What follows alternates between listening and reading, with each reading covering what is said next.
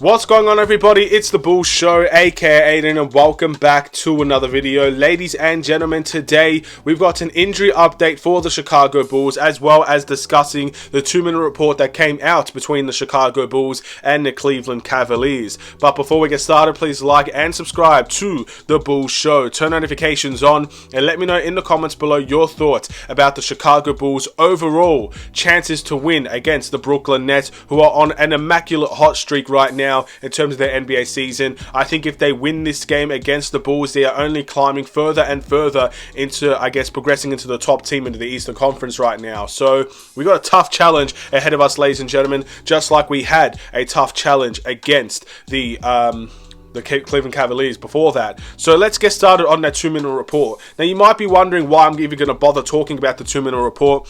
And by no means am I going to be taking away Donovan Mitchell's amazing performance. 71 points, historic night for him and the Cleveland Cavaliers as well. It was a beautiful moment. But I feel like if I don't get a chance to speak about this 2-minute report, it will be forgotten about for the rest of the time, realistically. So this is my only chance to really talk about it and talk about how bad the officiating really was in that game, while also trying to give respect to Cleveland and Donovan Mitchell for having an incredible game. So let's get started on that, ladies and gentlemen. The 2-minute report came out that Jarrett Allen should have been called for a travel with 12.1 seconds on the shot clock, and Donovan Mitchell committed a lane violation that on his putback that forced overtime.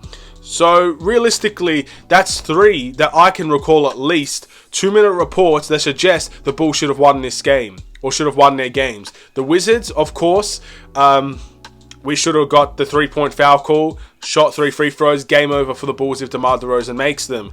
Obviously, the next game against Cleveland, or the first game against Cleveland, Caris LeVert fouls DeMar DeRozan, 2-minute report spots it, and obviously the Bulls lose that game as well. If DeMar makes his free throws during that time, I think we beat that Cleveland Cavaliers team. And obviously this time around, again, there's 2 certain situations that go against the Chicago Bulls, not to mention that entire third quarter that went against the Chicago Bulls. Now again, by no means am I disrespecting Cleveland's performance, or Donovan Mitchell's performance, I should say. He had an incredible game. It's historic making, and the fact of the matter is, it went to overtime. Basically, the game is 0-0, and Donovan Mitchell beat this Bulls team in overtime. So I'm giving him all the respect in the world in that instance, but I'm mainly targeting the referees here. How are these referees allowed to get away with so many bad calls in the final 2 minutes? And I can guarantee you, look, from a Bulls perspective, this hurts. It definitely hurts. But I'm guaranteeing you there is more and more and more 2-minute reports out there that absolutely rob teams in terms of their wins and losses. It's not just the Chicago Bulls. So it does hurt the Bulls, of course, but every team has to suffer through this. And how are referees being not held accountable for making such basic errors throughout the whole game and the 2-minute report? In my opinion, this 2-minute report is pointless because it doesn't change the effect of the game. In my opinion, if you really want, and I really mean this, if you really want a report to matter, it should not be in the final 2 minutes of a game. What's the point in just talking about the final 2 minutes of a game?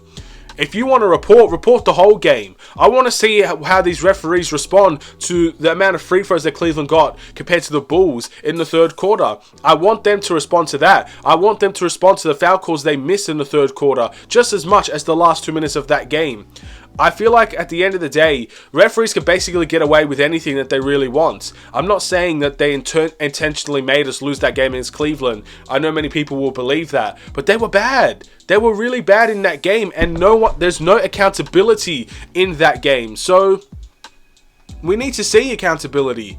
And I don't know when it's going to come. Again, I feel like the NBA are going to be blind to that situation. They won't necessarily see it from a Bulls perspective. They'll see it from an NBA perspective, and it might be too difficult to do something like that. But I feel like in other sports, you can see that. Even sports in Australia, you see referees talk. And they just don't. It's just a 2-minute report. That means nothing. We lost the game anyway, and we're seeing mistakes, but there was so much more mistakes throughout the course of the game that was just simply not seen. And I'm talking about from both sides, even the Cleveland Cavaliers side as well. There's a reason why both coaches got a tech in that game, and it's because the officiating was horrible throughout the whole game. Simple as that.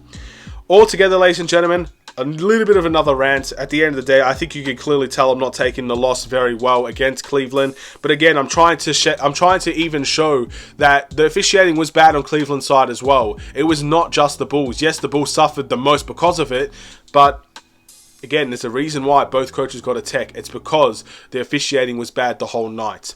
Let's talk about the injury list for the Chicago Bulls. Javonte Green and Tony Bradley are both going to be out of this game against the Brooklyn Nets. Javonte Green has right knee soreness. Don't think he's fully recovered from it. Tony Bradley is out for personal reasons. Again, hopefully Tony Bradley gets better soon in terms of his personal reasons. Hopefully everything gets sorted very soon. Javonte Green, I think it's very upsetting to see that basically he returned and then his soreness started to flare up again.